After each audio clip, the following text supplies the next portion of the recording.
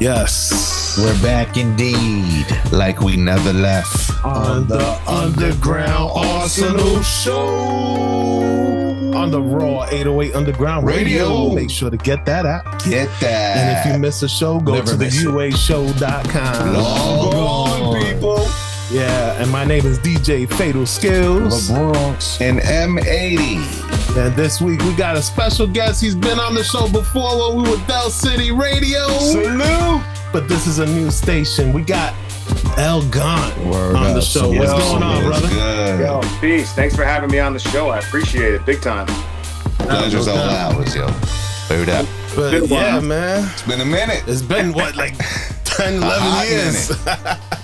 So, yo, it's so crazy that like 2015 is 10 years ago or 2014 is 11 years ago. That's right. I'm like, what the hell? What For real. It's like a blink of an eye. Yo, what have we been doing? Yeah, what's been happening, man? Like, I mean, a lot, but it just go by so fast. You know what I'm saying? It's it's so crazy. Hyperspeed and shit. For real. People say that, but I mean it. Yeah, literally.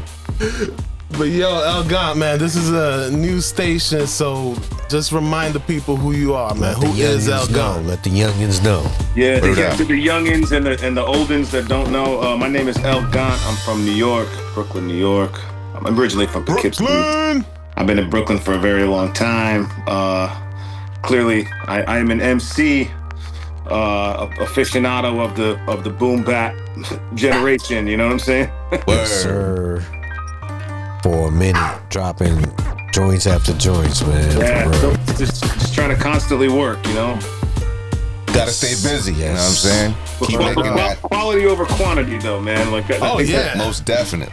That's the way it's gotta be, man. I see a lot of quantity lately. I feel like in this information age, a lot of artists are like constantly putting things out, and I'm just never gonna. I'm not gonna be the 5 album a year guy, man. Like, I'd rather like think about, you know, my art and what I'm gonna do and how I'm gonna put it together. So take your time with it. Take your time with it. It needs to get back to the way where we used to actually memorize lyrics and shit, man. You can't even memorize shit anymore. This is like a new fucking song every week. Like, they don't be lyrical. Crazy. Not even that. Like, you know, be lyrical. Back in the days, you used to anticipate an album coming out, right? Word. You're like, yo, I can't wait for this album to drop. Now it's like they drop an album every week. You know what I'm saying? I remember one album in particular, Prodigy's solo album, and seeing Prodigy's solo album in the Source, and it kept advertising, it kept, you know, teasing it's gonna come out, and then it didn't come out, and they said on ice until next year, and you were excited though, like even though they didn't put like you could not wait for that album, or there's a million albums like that. Yeah. But I feel like people think they need to continue to drop content. And I like the way the algorithms work. I'm like, you could work in a single from 3 months ago, last year. Like, as long as what you're doing is dope, like quality over quantity, man. Word, that's how it should. I agree with that. It's a short attention span for the new generation. Yeah. But I wanna, now that we brought that up, I wanna bring up something. Cardi B, she's smart. Why you say that? She wrote that whole album for 10 years. Word. That's that true. one fucking album for 10 years. That's true. That was a good But you gotta keep it. But you gotta keep it interesting. You know what I mean? She toured for 10 years and made that guap. Yeah, but that's what you gotta do, man. A lot of times, these new kids, they just want to keep putting out, you know, music, and some of it is like watered down. It's not good. No quality shit. It's just music to put out. You know what I mean? But we definitely agree with you. Word. Quality over quantity. Word. Yeah, probably like, you know, I've talked to a few other people like DJs and whatnot, and they say sometimes there's certain artists where every month they're getting 5 records from them. So like it's not as special to them a lot of times with certain artists because they're like, man, this guy just keeps dropping stuff. We're like, the artists that kind of wait, bide their time, a lot of DJs will be like, oh, you know, I'm going to check for this. And it's, you know, instead of just being like, oh, MC Lucky Hands is dropping another album. He just a few weeks ago. You're good. Yeah, I also remember the radio shows, you know what I mean, that always threw that exclusive track you never heard. Yeah. You don't really have that no more. It's very rare, unless there's a 10,000 bombs being dropped, but we're not going there. Yeah, I mean, you know. But yo, El Gant, let the people know how you got started into making music, man. Man, I started out in Poughkeepsie as a teenager, and had a little crew up there. You know, developed my skills, and then I took my talents down to New York. As soon as I was done with school, I headed down here and started getting myself into, like, you know, back then it was showcases, showing up, ciphers. Yeah. Union Square, all these spots where, you know, you just went and rapped your ass off, and that's kind of how I got discovered, you know, back in the, you know, 2001 maybe, and then a lot of people know. Then I got, right before I signed a record deal, I got put on MTV on Direct Effect, which was them and One Park were competing, and I became the battle champion. Direct Effect. I think the last one, yeah. I went undefeated, and then they just stopped doing it. Damn! So you still hold the title? Shut it down. I remember they Undefeated, y'all. You heard it first. Shut it down, yo. They brought it back a few years later, like in the mid 2000s, and they had a tournament for the freestyle champion. And I believe that, if I'm not mistaken, that artist Recognized won it then. Okay. I believe so, but I was never asked to come to that one. And I was like, damn, man, I had the. Damn, but you're the champ. What the fuck? Yeah, I'm holding the belt. What's up? Yeah. You gotta take it from me. But also, like, I really, like, it was kind of a gift and a curse, because I really wanted to get out of that battle scene. It just wasn't, like, shout out to the battle rappers, but it just, like, I did it coming up to show skill. And then what it became later on was not what I wanted to do. Like, you know, the no beat, you know, bombing out, like, it just wasn't my niche, you know. Like, I wanted to make it. And a lot of battle rappers they get pigeonholed, and then they can't, you know, no one wants to hear their music. No, very true. We talk about that a lot. Like, how battle rappers cannot, well, not all battle rappers, but the majority cannot make an album. No, because they're using to me, my theory is that they're using the other side of their brain. You know, like, they're not using. It's not necessarily the creative side. It's creative, but, like, they're using the warrior side of their brain more. You know, the analytical side, and I think it's dope. But like, I was just like, man, I am done doing this. You know, I'm getting messaged on the undergroundhiphop.com forums every week. You know, people want to mix places and battle for money. And I got a deal under Warner Brothers, and I put my first album out in 2001. It was actually supposed to come out on 9/11, and it has a picture of the Twin Towers in the background, so they shelved it that day. Oh, man. Like, no bueno. It was New York City getting incinerated, and then the album was called "It's Over," and then I got a call from the label. They're like, "Yo, we can't put this out, man." Like, you know, damn. Yeah. And then that kind crazy of coincidence. Crazy. Yeah, and then actually, what's crazy is The Source did a full page on me. Kind of about that, and then an interview with me, that because they thought it was so crazy, and I had an article in The Source, which was really, you know, kind of crazy back then. That was very big. Yeah, like, if you were in The Source, like, you know, like, in your mind, you're like, yo, that's it, I made it. I remember that they sent a photographer to my to a playground outside of my apartment and took pictures and shit. And but after that, I had a cool team. I did the tour circuit. I opened up for some crazy, you know, like Jay-Z at the Superdome. You know, I was doing some real wild stuff, and then the old major label crash happens, where they kind of start shelving you, and you know. So I got out of that quick, and I took the independent route, and I've been in that lane ever since, man. So I'm happy. I got asked to do the craziest things in the early 2000s. The music that I was asked to make was, you know, every era, the crunk era, Talk about it. What they wanted you to do. The crunk era, the Triton era. Man, I was getting beats sent to me, like, just things that I always thought was just garbage, man. And the team, like, you want to hear? Okay, I'll give you two. First thing is, I had a manager that was LL Cool J's former manager, and he wanted me to run for the mayor of New York. What? Yeah, he wanted me to run. What? because it was a gimmick. He was like, yo, you're a smart guy, but like we'll get mad press. And I'm like, what about music? He's like, nah, forget about the music. Right now, you're gonna be a rapper. You're gonna run against Bloomberg, and you're gonna run for mayor of New York. And that's wild. I remember I was sitting on the Metro North train headed upstate on one of the older cell phones, man. You know, like a Nextel. Yeah. And I'm just like, I'm all crackly. I'm like, no. And like even some of the team was like, yo, man, maybe like. And I was like, no, not doing it. And Man, that's wild. And then That's crazy, yo. This same dude then sat me down at the label. It was Lightyear, the distributor. And I walk into a meeting.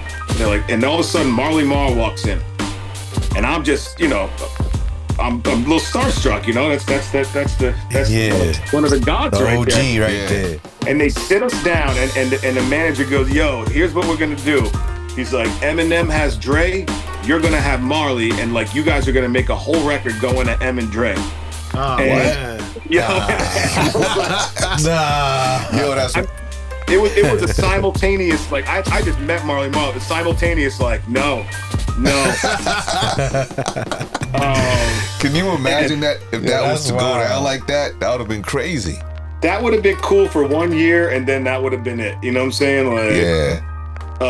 Man, I got called into Damon John's office from FUBU. They wanted to sign me, and they wanted to dress me up in, you know, FUBU jean suits and shit, and it was when that song "Fatty Girl" came out with like Keith Murray, and I was like, nah, man, this ain't really my lane. And Damon John yelled at me, he goes, I put out "Fatty Girl." Have you heard that song? And I'm like, yeah. Like that was the shit. They were trying to get you to do all kinds of crazy shit. Got called up to the White Rapper show, that VH1 show that they had back in the day. Oh my God. They guaranteed me a slot. They're like, you'll come in, you'll win, but like we want kind of like a mole, like a Stephen Beck. Said See, no. hip hop. This is what goes behind the scenes of the bullshit. Word. That's crazy. No, but you know, looking for some of my friends are like, yo, man, that's $100,000 you could have won on the White Rap. But then, you know, you look back at that show and you're like, they're taking like, you know, white kids from a trailer parks to like the hood, and like it was wild, man. And the kids today, they would have got a piece of that video. They would have made a meme. Yo, hell yeah. And that's the thing. I always say, the one thing I can proudly say is like, you will not go through my discography and find something like, you know, El Gant did this crazy era, man. Yeah, like, you know, you know, in a velour Sean John suit, you know, like you're never gonna see that. You're never gonna see that era. I didn't have a Lil Jon era. I didn't have a like a drill era. I didn't have a, you know, like I barred out, like, and it's crazy because now, you know, 20 something years later, I think because of that, when people actually discover me and then look back, like, it actually helps me out. I'm doing more now than I've done in a long time, because hip hop has gotten older and a lot of fans like don't like bullshit, and they'll find it, like you said, they will find it. And you know quality. That's what it is. You know what I mean? I love every record I made. Don't, you know, there's some back in the day. I'm like, what the fuck was it? But I don't have any clown. Like, there's no clownery. Yeah. My first album had Pace One, Elder Sensei. You know, like I always classic. I was a fan of real hip hop, and you know, that's why I get to work with those people I grew up respecting so much. I hope. Who's that one MC? Just one. That inspire you to pick up the pen. Oh, it definitely Just choose one. KRS-One. Yeah. The teacher. No doubt. Word. The teacher. KRS-One. I think like my philosophy was like, I just love that record so much. Me too. And then I returned to the Boom Bap album. That was classic. Yeah, that's my favorite album. I don't know, maybe it's because I came up in the 90s and shit. I think that album, like represented the 90s so much. It was like authentic soundtrack for the 90s. Like, I agree. But I remember definitely my first two cassettes I bought. It was such different cassettes too. I went to like the mall. I'm like, all right, and then I would just buy mixtapes, from the store in the hood. But the first 2 cassettes I bought were X Clan to the East Blackwoods. Alright. And Compton's Most Wanted. And I just saw them like, yo, these look cool. And they're 2 very different albums. Which was just crazy because I think it molded me where I just never stayed in one lane. I was like, I love. There was a lot of West Coast stuff I loved growing up, even being in New York. And then like down south. I can relate to that. Scarface, like, is probably one of my favorite artists. And then and Black Thought. Like, if I KRS, Scarface, Black Thought are my like interchangeable like. That's dope. They all lyrical. All right. Yeah. They're all lyrical. But yo, let us know. We're coming to the now. 2025. Let the people know about that new album that's coming out. And how do you say it? Is it Gantatello? Gantatello, yeah. Gantatello. Okay, like Donatello. Okay. Like the painter. Yeah. How did you not get that? I was gonna say like the Ninja Turtle. That's dope. Yo, it's crazy because I got such a dope artist that's been doing my work for a little while, and he works with Nike, but he loves making album covers, and he'll think of this for months. One of the first concepts, he was like, "Yo, I want to do some ill like Ninja Turtle shit," and I was like. Okay, I see it. Shout them out. Who you Like, talking about? but like there was just a lot of people that kind of touched on it already. Hold up. We're talking about the album cover, man. Yeah, So shout them out. Yeah, Shout them out. Let the people show the. Remember what you showing us? So I don't know if you can see this. So this is the album right here. You see that? Yeah. This is done by my man Jared Fiorino. He's done my past like 3 albums, all my JMO Gang projects with Razkaz and J57. Jared Fiorino's done that. That shit is fire. Salute. Dude, it's fire. So this is the vinyl. This will be out by the end of October. I'll start doing pre-orders on my just the normal way. The whole mirror on the puddle is crazy. Yeah. And it's all hand drawn. This is all hand. This is no fucking iPad. No AI shit. No AI shit. Authentic artwork. Word up. He took this That's photo. a rarity nowadays. Yeah, man. For real. And everything I've ever done since back then has been hand drawn. And I'm gonna do a limited edition like vinyl. I think I'm doing like 150, and I got a couple black, and then I got this like almost like rose pink that goes with like matches the clouds here. That's really dope. Oh, that's dope. And then I'm doing one like just 10 that are gonna be black and pink. Just the 10 of them. That's it. So I'll be a dope shirt too. Yeah, that's what I want to do next. And then I just love putting out vinyl still because I feel like the fans having something physical to touch or just it says a lot, man. Vinyl's exclusive now, especially for the new generation. It's wild, they love man. vinyl. They love it now. I get a lot of fans in Europe that still ask me for CDs, which is wild. That's crazy. I got nowhere to play a CD, but they still really like them. There's people that want tapes nowadays and shit too. Yeah, we I can't get into that. Cassettes. You know what it is? In Europe, they collect out cars too. So yeah. So I guess they have CD players and those stuff. Yeah, I was like, man, I don't have. Yeah, I got my turntables and that's it. I remember burning CDs though. It was fun. Yeah, it was fun. I still burn CDs because I got a CD player in the car and shit. Oh, really? Well, on the gray car. Yeah. Oh. Now that's understandable. My old ass fucking Scion. I like when it went from tapes to CDs and you had that cassette you pop in with the wire that then went to the CD player. Yeah. In the car. Yeah, I remember CD that. aux, yeah. That was wild. Word. But I know y'all want to go into the album, but real quick, where did the name come from? Let the people know. Word, yeah. The name of the album? No, the name of you. Oh, the name of you. Well, I want to touch on both, but El Gant really started when I was young and I was smoking a lot, and I used to smoke Garcia Vega Elegantes. Oh, okay. It all comes to make sense now. They were the green ones. The green ones with the cap on them. And elegante in Spanish and Italian is elegant, and it was kind of funny to me because like I rap real, like, you know, rapid fire and linear, which was kind of the antithesis of elegant. You know what I'm saying? Yeah. So I came up with that name and I shortened it to El Gant after that. And later on I started dropping acronyms and shit. But that's really where it started. Elegante, El Gant. I was thinking of the wrestler. The giant wrestler, El Gante. Giant Gonzalez. El Gigante? Yeah, El Gante. El Gigante. Yo, he was El Gigante, and then he was Giant Gonzalez. Bro, I had that wrestling action. I just gave it to my engineer, Jake Palumbo. Or did I give it to him? I might still have that dude. Yeah, he had he had the human body suit. Yeah, the ape suit. The ape suit. Yeah. That shit was hilarious. I what about the engineer wrestling action figures like once every? I find some, like classics, bro. Like in the cut, Brooklyn Brawler, Steve Lombardi, Corporal Kirshner, like random Hillbilly Jim. Oh man! And I get him and I give him to him because we both talk about like 90s and 80s wrestling a lot. But that's funny you said that. Dope. That's dope. But yeah, what about the name of the album? You say you wanted to? Yeah, so the album is I did it with a producer from Portugal named Martello. Oh, okay. So just one producer on the whole album? One producer on the whole album, and okay. This dude, my last album had, a couple years ago had production from, every Premiere, Marco Polo, J57. Yeah. This I remember that.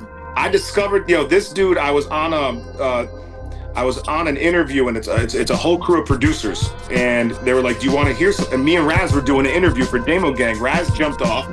And they're like, "Do you want to hear some beats from some producers all over the world?" I'm like, "Yeah."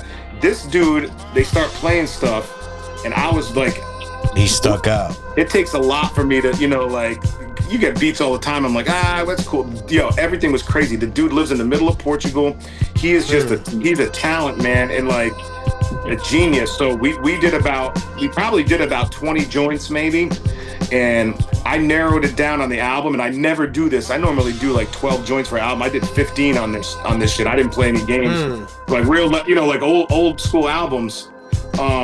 So it's I know you got a couple features on there too, man. Let the people know who you got. Yeah, we got. I'll always have Razkaz on Raz is my yeah. I know he's like on every album, right? I like that video that y'all got. With word, yeah. Go check the video, people.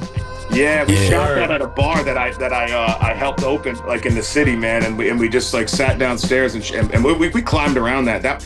He's on it. My man Sean Links is on it. Someone I came up with from Queens.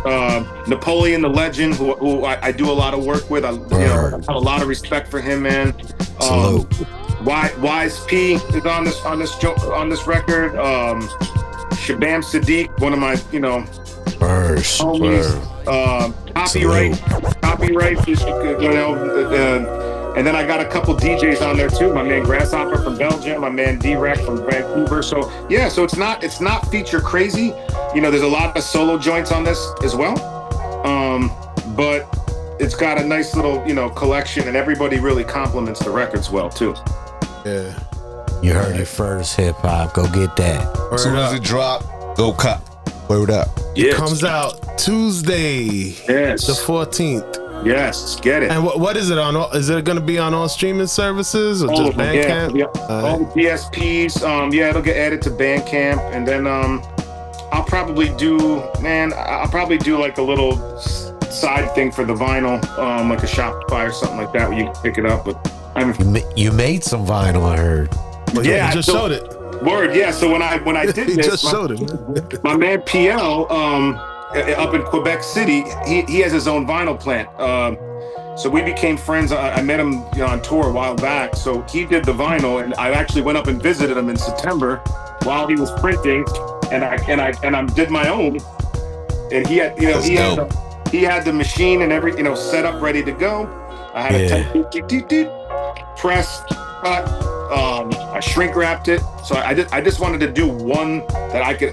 People say they press their own vinyl. I wanted to literally say like literally pressed his own vinyl with his own two hands. That must be a dope feeling though. To press your own shit. Crazy. Yeah. It's exciting, man. And it's just cool to see the process, man. Like it's like, they say you don't want to see the sausage getting made, but like that shit, like you want to see. You want to see how it's done? It's It's crazy. yo shit too. You know what I mean? Yeah, Like, damn. I How pressed they the do first one. splatters and like all these like these color compositions. Like these guys are like they're artists, man. Like a lot of these guys. A lot of people wouldn't understand that feeling, but if you came up in the 80s, in the 90s, and you did that shit, that'll be the world. That'll be the world for you. Yeah. So we understand. Yeah, man. Putting that needle on your music. Yes. Like I got the test presses first, and I put that on there, and I went through it, and I was just like, oh man, like just to see that turntable going with your music is like one of the best feelings in the world, man. Yes, it is. True that. It's Word crazy, up, man. I'm going to I don't need to cut you off. Sorry. No, you good. I'm on tour.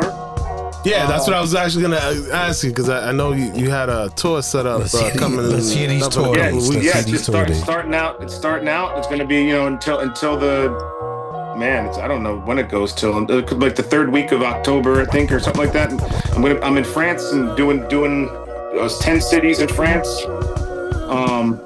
My DJ from France, from Lyon, Nick UPS, he had all of my, this is wild, man. He had all my songs that I'm gonna do pressed onto vinyl. So he will be like, when he's spinning my records for the show, there are no MP3s, WAV files. Oh shit, dope. that's He's dope. literally spinning my vinyl, which is why Damn. so I can't call any audibles during the set, though. I mean, I could go back and forth, but yeah, it's a Old school. old school, man. And something Hell I never would have thought of, but it's something he wanted to do, and I'm like, yo, like That's dope, man. Well, Let's do hopefully it. them shits don't get scratched. Yeah. Yeah. Oh my god. Those first shows back in the day, man, I had like, a couple joints on vinyl. Yeah. So many times, man, or just having a DJ in the beginning that would put Have a skip. Serato and then you rhyme it. or whatever it was. What's the worst though is not the little pop scratch. It's the one that repeats itself. Scratch. Oh, yeah. That's the Oh worst. yeah. Oh The god. skippity Yeah. joints. Oh no, man. Yeah, I feel like like a lot of the European cats I've worked with, they're very like meticulous. So I feel like I know he's gonna be dusting them joints off after the show and putting them in a case. Like I just got one request when you go out there. yes, Let them know about the Underground Arsenal show for real. 100, absolutely, For real. absolutely. We want Tell the them to world. tune in. Yeah, man. You know No, what I'm saying? done. Word. And is there any other projects you're working on that you want to let the people know about? Some Whether exclusives. it's not, even if it's not music orientated. Yeah, or anything? right now I finished an album. I'm just about to finish an album. My homie Meticulous. Really, Okay. really dope dude, and he is meticulous in a great way. That album is almost done, and then I got some. I might be doing some things with some people. Some people. Secret sauce. Word. But yo, we can't wait to hear it, man. I know whenever you got some exclusive shit, just bring it over here. Word. Send that shit to the Send it email. this We'll way. play it. Send it. Yeah, thank you. You got the email. We over 10 years with each other, so you know. Yeah, We like man. family. You familiar. We like You family. familiar. Like, see, for me, like I listen to the radio shows, man, because this is how I get my music. So like, Yeah. I appreciate it so much, and I'll do anything for a dope radio show, man. And you guys are one of the dopest. So like, 100%. Thank you. Appreciate it. We had Bob Ito out over here like Last a few week. weeks ago. And man, it was an honor to have that man, because that man, that was the radio without show back in the him, day, man. Stretch and Bobito. it wouldn't be us without Word. that man. So I 'cause had one of the last radio bands where I grew up in Poughkeepsie that could get that show. And you had to point your antenna, out the window. because it was a this college radio station. Oh man. I would record every show, and I finally met him. He was DJing in like 2001 at this place called APT, and I just had to introduce myself because I was such a fan, man. And he was a really good dude and a legend, man. Word. That's a Legend indeed, for real. I had to let him know that. Yeah, You know what I mean? I'm mad at myself because I missed that. Yeah, You know what I'm he saying? missed it. You got all your music through that show, man, and some of the illest like on-air freestyle. For real. I mean, the Big L freestyle alone from that show is iconic, legendary. Yeah, Word man. up. And we trying to continue that flavor, you know what I mean? I love it. It's dope. Hip hop, please go get the album. Do yourself a favor, go cop. Gantatello. Word. Cop it like yesterday.